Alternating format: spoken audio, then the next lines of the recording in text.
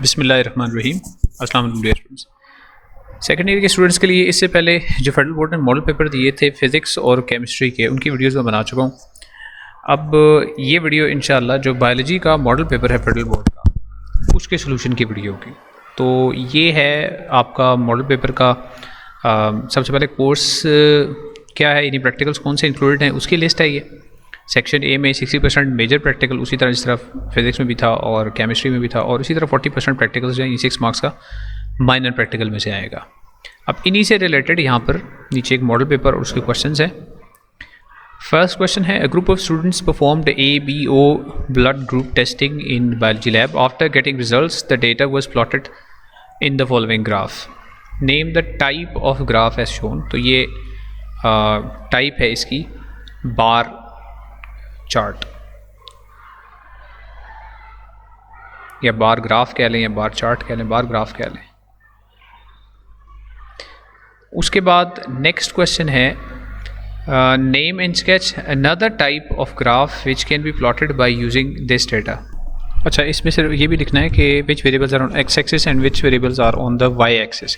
तो X axis पे blood types हैं, तो यहाँ पे लिख सकते हैं कि एक्स एक्सिस पे ब्लड टाइप लिखा हुआ है वैसे ही, और वाई एक्सिस पे you can clearly see number of students हैं, वो भी आप यहाँ पे लिख देंगे कि वाई एक्सिस के ऊपर नंबर ऑफ स्टूडेंट्स हैं।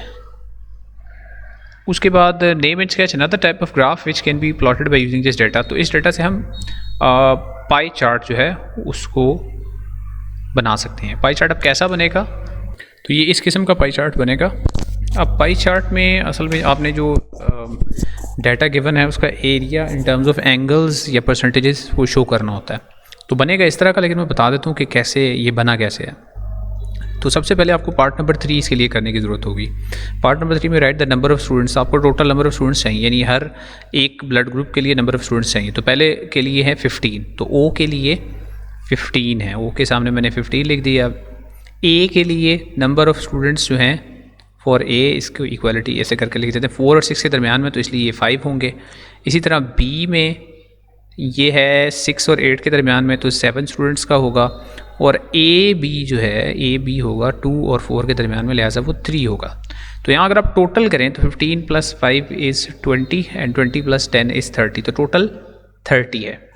अब एंगल आपने फाइंड आउट करने के लिए फॉर्मूला याद रख लें कि अगर आपने फॉर एग्जांपल ओ को पाई चार्ट के ऊपर प्लॉट करना है कि ओ का कितना हिस्सा होगा, कितना एरिया होगा, तो ओ के 15 है, इसको टोटल से आपने डिवाइड करना है। तो आपने 15 को डिवाइड करना है टोटल से, जो कि अभी 30 है, और 360 से आपने इसको मल्टीप्लाई कर देना है। तो अगर मैं इसको सॉल्व करूँ तो ये 180 डिग्रीज बनता है। तो इन टर्म्स ऑफ डिग्रीज ये एंगल देखें, यहाँ से यहाँ तक सेंटर से एंगल ये 180 डिग्री होना चाहिए। सिमिलरली 5 को अगर मैं 30 से डिवाइड करूं और फिर उसको 360 के साथ मल्टीप्लाई करूं तो मुझे ए का एंगल मिल जाएगा। अब वो ए का एंगल यहाँ पे ये इतना एंगल बनना चाहिए। सिमिलरली 7 का, और फिर 7 को 30 से डिवाइड करके 360 से मल्टीप्लाई करूँगा तो बी का, और फिर ए बी का इस तरह आ जाएगा। तो ए बी का आप देख सकते हैं सबसे छोटा एंगल है ये, उसके बाद और फिर बाकी एंगल्स भी हैं। तो इस तरह आपने फिर एक प्रोटेक्टर के ज़रिए, या इसको चूँकि ये एक नंबर का है ना, तो आप एक रफ़ स्केच भी बना देंगे ना तो उसके मार्क्स आपको मिल जाएंगे।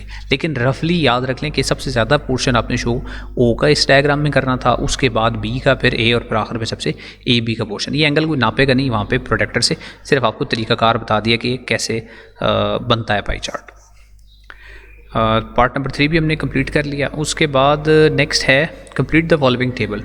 ब्लड ग्रुप्स ए बी और ओ है, और इनके सबसे पहले हमने जीनोटाइप्स जो है वो लिखते हैं। तो ए बी का जीनोटाइप ए या AO होगा। इसी तरह जो बी है इसका होगा BB या BO होगा। AB का जीनोटाइप भी AB होगा, और O का जीनोटाइप O होगा। इसी तरह एंटीजन्स एंड RCBs, तो इसका A का एंटीजन A एंटीजन होगा, एंटीजन आगे साथ लिखते हैं बेशक, A एंटीजन, B का एंटीजन B होगा, AB का एंटीजन A एंड B दोनों होंगे, और O के ऊपर कोई एंटीजन नहीं होगा, 2 एंटीजन।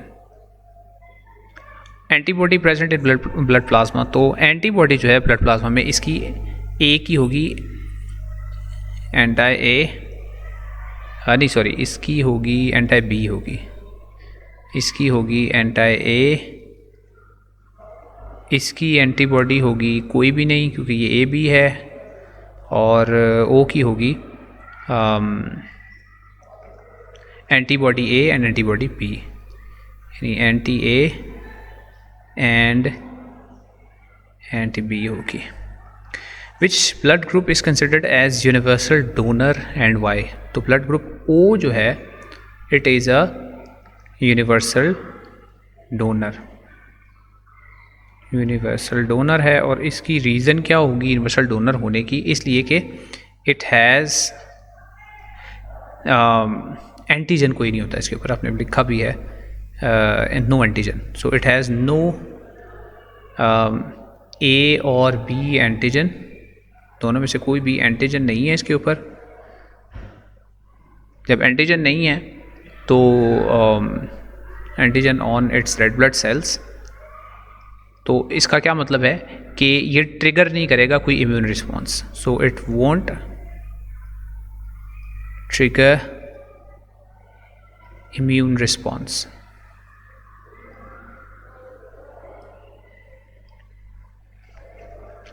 ठीक है, जब इसको ट्रांसफ्यूज करेंगे तो। क्वेश्चन नंबर 2 है सेक्शन बी में, identify labelled bones from the following diagrams, यानी ये जो बोन्स हैं इनको आपने लेबल करना है। ए में है जी ह्यूमरस, ए इस ये जो कलाई की है ह्यूमरस, HUMERUS।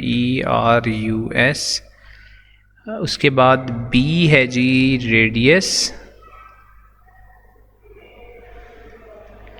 अच्छा जी, सी उसके बाद है अल्ना, एंड डी उसके बाद है कार्पल्स, CARPALS कार्पल्स। नेक्स्ट उसके बाद मेल फ्रॉग का यूराइनो जेनिटल सिस्टम है, उसमें भी इसी तरह आपने पार्ट्स को लेबल करना है। Identify the parts labelled as A and B. तो ए जो है यह है फैट बॉडी, और बी जो है वो है यूरिनरी ब्लैडर, ये ब्लैडर भी लिखते हैं, यूरिनरी ब्लैडर लिखते हैं।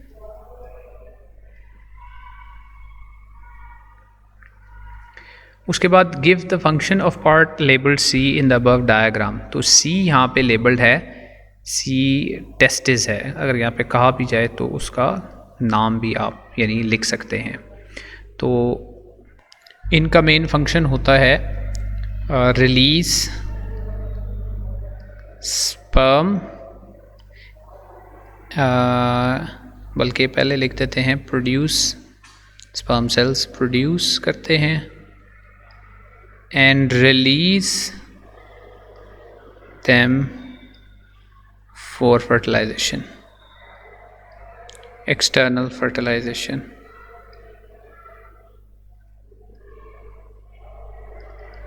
ये है जी, इसका फंक्शन भी हमने लिख दिया। तो ये आपका मॉडल पेपर आसान सा बायोलॉजी का जो है वो नहीं, बल्कि एक है, sorry we have the last one as well. Identify the developmental stage shown in the following slide and the group of vertebrates to which it belongs. तो स्लाइड के अंदर जो डेवलपमेंटल स्टेज है उसका पहले नाम लिखना है, वो है जी ब्लास्टुला, और ये बिलोंग करता है, it belongs to group of vertebrates, vertebrates, और इसका नाम होता है एम्फीबियंस, यानी फ्रॉग कह सकते हैं, कॉल्ड, आपने एम्फीबियंस ही लिखना है, एम्फीबियंस। ये हो गया कंप्लीट आपका मॉडल पेपर बायोलॉजी का जी।